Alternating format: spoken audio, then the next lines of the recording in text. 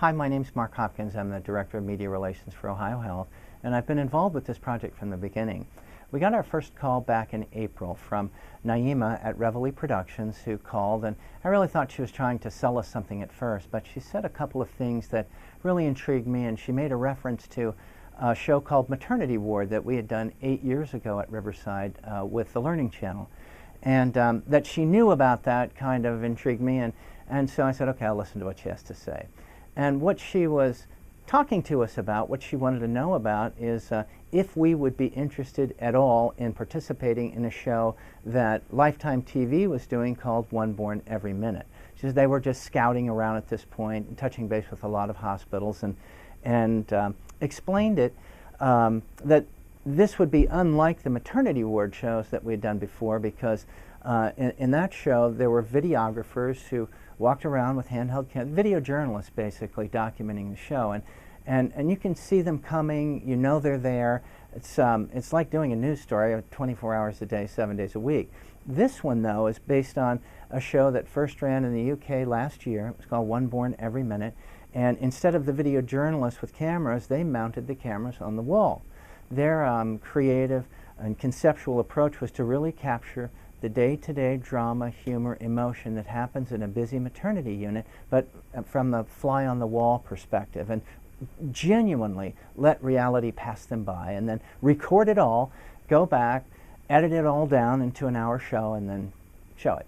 And we thought that's an interesting perspective, but I don't see how we could possibly do that and still maintain the confidentiality of our patients and not freak our nurses out who would have to live in a fishbowl, basically. But we said, we'll listen. And so we continued the conversation to the point where, that we'd kind of been narrowed down to about 20 hospitals. That's a rough number, but that's what they shared with us. They were looking at hospitals who had a big enough volume, enough babies that they could feel sure they would have enough good stories to fill up their series. They wanted a place to do it that was kind of a cross-section, good demographics of middle America, and they wanted to make sure that the people involved, the doctors, the nurses, and the patients too, could tell the story, that they had personalities, that they were really engaging to watch, because they're capturing reality, but they're trying to appeal to a lot of competition in the world of TV entertainment. So it's a kind of a hybrid between those two. So they came out for a site visit to begin with, and Shelley came out, one of their executive producers, and she wanted to get to know us, and we had a lot of questions for them. We weren't sure if we were going to do it at first. We had an attorney and our chair of our OBGYN department, and Connie and Mary in our women's health department. And we all wanted to see, is this a good fit for us? And by the end of that meeting, we had all decided that, yeah, we think we can do this, and we like what you're telling us. We believe what you're telling us, and we'd like to go to the next step. And conversely, she said, I like what I see here. And so she took a bunch of still pictures and a little bit of video and then took it back. And we expected to hear from them pretty quickly, but we didn't. It was probably a few months later, and we just thought that we'd been eliminated from the race, but we hadn't. I guess things just kind of slow down in Hollywood. And they called and said, hey, we've eliminated all of the rest other than 3 people. There are 3 hospitals that we're still very much interested in, and you guys are in the mix. And we'd like to come out now and bring a whole crew and set up shop there for several days and interview your nurses and your docs and just put together what they call a sizzle reel. And they were going to do that at all 3 of the hospital finalists, and then take that back to Lifetime TV execs and let them make the decision. So they came out, they did that.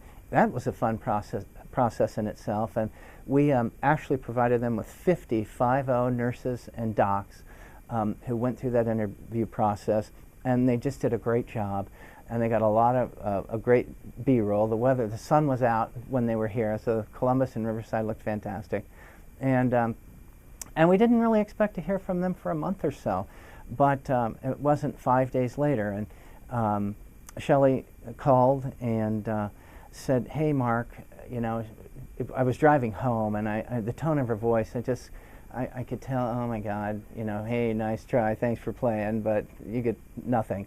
and she called and said, "Hey, we just showed the reels to the Lifetime execs, and they took a look at them, and we're coming to Columbus." So it was. She said it just like that. It was really exciting, and then when I shared the news the next day at our department meeting with Mary and Connie, they just went through the roof.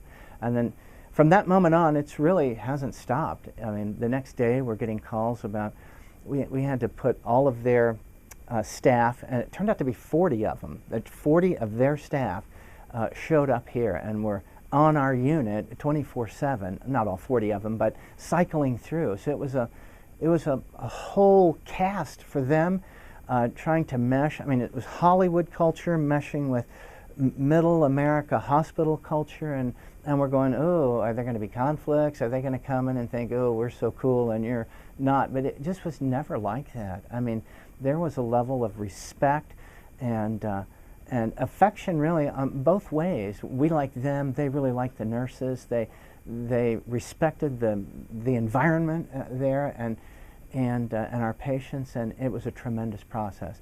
Now we get to wait and see the show, and we can't wait. We just think it's going to be a super terrific thing to watch.